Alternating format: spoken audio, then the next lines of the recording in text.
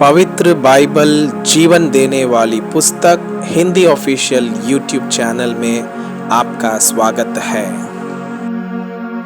हमारे वीडियो प्रतिदिन प्राप्त करने के लिए कृपया हमारे चैनल को सब्सक्राइब करें और नोटिफिकेशन आइकॉन भी दबाएं।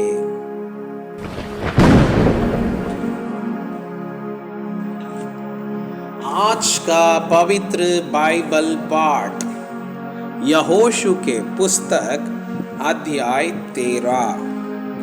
बाद में जीते गए राज्य।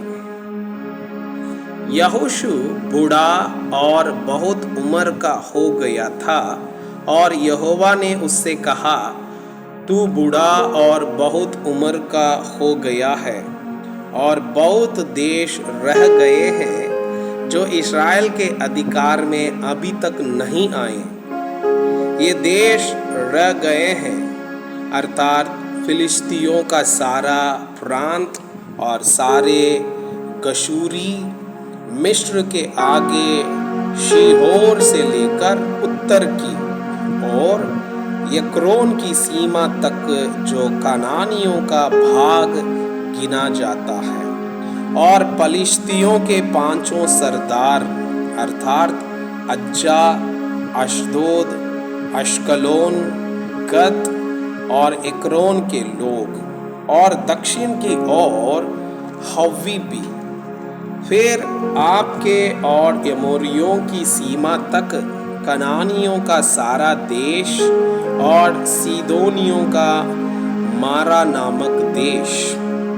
फिर गवालियों का देश और सूर्योदय की ओर हेर्मोन पर्वत के नीचे के बालगाद से लेकर हमाद की घाटी तक सारा लबानोन।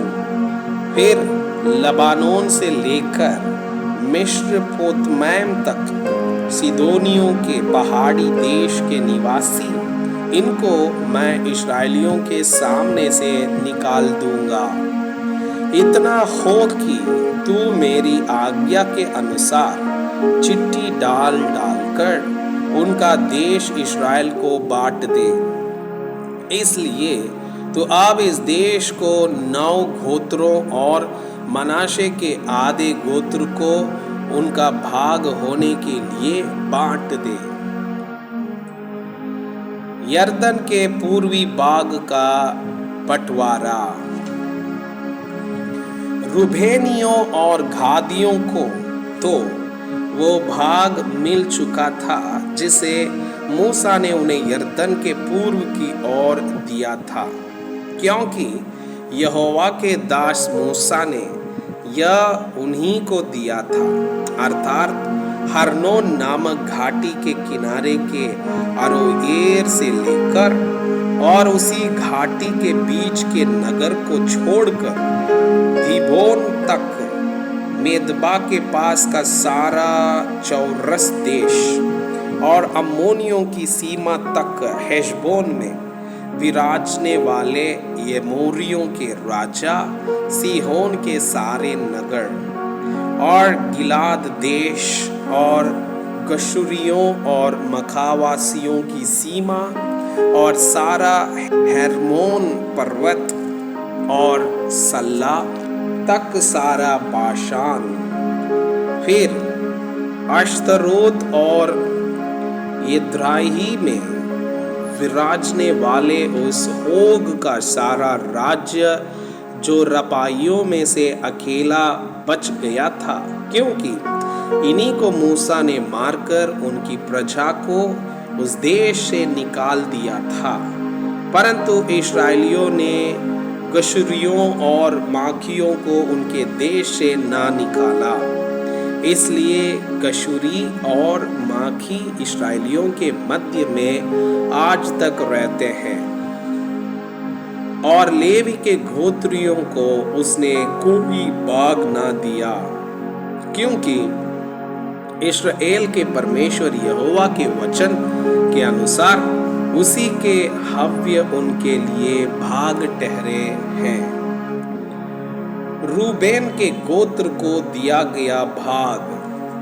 मूसा ने रूबेन के गोत्र को उनके कुलों के अनुसार दिया, अर्थात हरनोन नामक घाटी के किनारे के अरोएर से लेकर और उसी घाटी के बीच के नगर को छोड़कर मेदबा के पास का सारा चौरस देश, फिर चौरस देश में का हेशबोन और उसके सब गांव, फिर दीबोन, बामोतबाल, बेतबल्मोन, यहसा, कदेमोत, मेपात, क्रियाताइम, सिबमा और तराई में के पहाड़ पर बसा हुआ सेरद शशहर, बेतपोर, पिस्गा की ढलान और बेत्यशिमोत, अर्थात चौरस देश में बसे हुए हेशबोन में